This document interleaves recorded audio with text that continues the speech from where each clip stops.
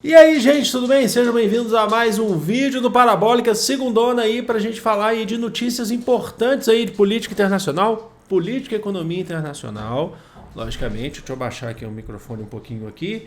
É o seguinte, acontecendo a partir de hoje, segunda-feira, hoje dia 23 de maio, até a próxima quinta-feira, o Fórum Econômico Mundial em Davos, na Suíça. É um Fórum Econômico Mundial onde chefes de estados e representantes de estados, de chefes de estados vão para tentar fazer bilaterais, com empresas inclusive. O fórum esse ano está na sua 51ª edição e ele conta aí com a participação de cerca de, se eu não me engano, deixa eu ver aqui, 2,5 mil, é isso mesmo, 2,5 mil pessoas, é isso mesmo. O que vai ser debatido em Davos? Na verdade, são vários debates. Os chefes de estados podem fazer reuniões bilaterais com representantes de empresas. Ele não é só para chefes de estado, tá? Então, por exemplo, tem notícia do Brasil, bilaterais aí do Brasil que eu passo já para vocês. E para quem não se lembra, esse fórum de Davos foi o primeiro, se eu não me engano, ele foi o primeiro fórum internacional da gestão do presidente Jair Bolsonaro. Foi em Davos em 2019, tá passando uma ambulância, foi em 2019 o primeiro fórum dele. E naquela ocasião, ele fez um discurso e tal, foi o primeiro fórum. Esse ano não está indo, o presidente Jair Bolsonaro não está indo para Davos. Quem que a gente está vendo indo para Davos é o ministro da Economia, o ministro da Fazenda no Brasil, o Paulo Guedes, e também o ministro da Saúde, o Marcelo Queiroga. Certamente o Marcelo Queiroga está indo porque também há um debate sobre a questão da pandemia. Porque é um fórum sobre economia, mas aí você tem a pauta sim da pandemia, a relação de pandemia e economia, que vocês sabem muito bem. A questão da saúde, a questão da economia mundial, que vocês sabem muito bem. Bom, então esses são alguns pontos aí que a gente vai ter em Davos. Destaques aí. A abertura de Volodymyr Zelensky, presidente da Ucrânia, por videoconferência. Então nós teremos aí a abertura de Volodymyr Zelensky por videoconferência. E certamente o que se calcula, certamente se tiver algum destaque no discurso dele, eu vou trazer aqui para vocês, mas se calcula que o Volodymyr Zelensky, talvez esse vídeo esteja saindo depois inclusive do discurso dele, que ele iria fazer um apelo para acelerar a entrada da Ucrânia na União Europeia. Isso tem tudo a ver com o que vai ser discutido em Davos, eu explico por quê. Não na OTAN, não confundam. O apelo para a entrada da Ucrânia na União Europeia, tá? Certamente entrar na zona do euro, ter uma proteção, ter uma válvula de escape como proteção dentro da Europa. Mas a notícia é que a própria França descarta, a França que se coloca hoje como uma das grandes líderes aí do cenário da União Europeia. A própria França, então, descarta um pouco essa possibilidade, porque diz que é complicado, deixa eu explicar isso, deixa eu colocar até isso aqui para vocês, que é difícil entrar logo de cara. Tá? O representante da França, deixa eu ver aqui, ele disse que nos próximos 15 ou 20 anos, deixa eu ler isso aqui, adesão demorada. Eu deixo os links todos aqui na descrição para vocês. Mas Paris descartou novamente, nesse domingo, ontem, uma adesão a curto prazo da Ucrânia, que a adesão não é tão rápida assim. Teremos que ser honestos, se dizermos que a Ucrânia vai entrar na União Europeia em 6 meses, 1 ano ou 2 anos, estamos mentindo. Na verdade, será, sem dúvida, 15 ou 20 anos.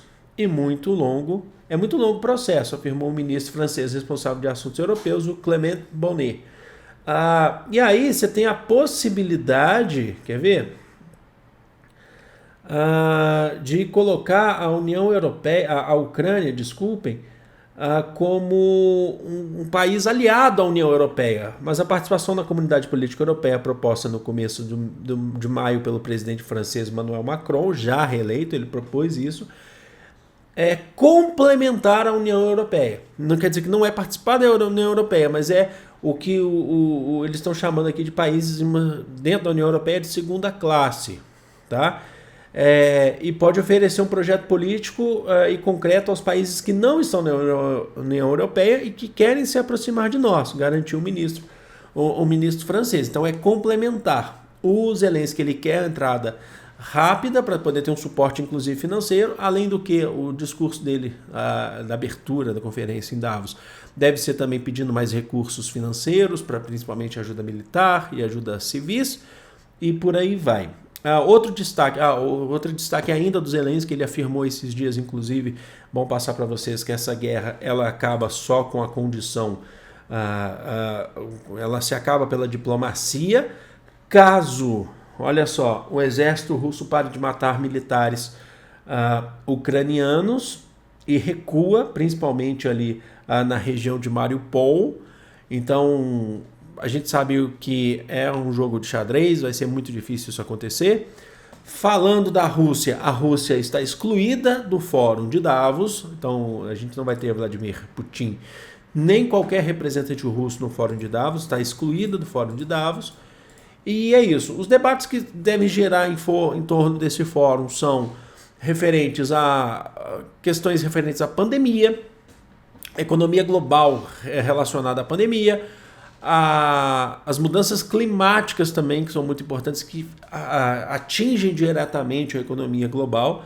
Então, a pandemia, as mudanças climáticas, isso justifica um pouco também o porquê do Marcelo Queiroga estar presente. Mas o grande debate deve ser mesmo relacionado à guerra na Ucrânia. Tem que fazer a crítica aqui, logicamente, que não existe só uma guerra na Ucrânia. Existem várias, na verdade dezenas, a gente tem abordado aqui algumas dessas guerras. A gente já falou de guerra na Somália, a gente já falou de guerra no Afeganistão, a gente já falou de guerra no Iraque.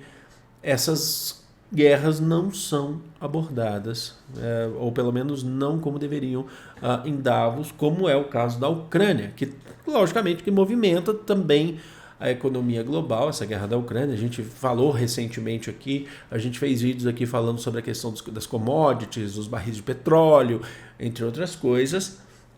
Bom, enfim, o debate deve ser mesmo, o que se calcula é um debate sobre a reconstrução da Ucrânia, com um debate sobre novos empréstimos para a reconstrução da Ucrânia, e se fala já em trilhões de euros para a reconstrução da Ucrânia aí num processo aí posteriormente aí a esse conflito, a essa guerra. Falar rapidamente aqui do Brasil para vocês. O Brasil, estou com a notícia aberta aqui.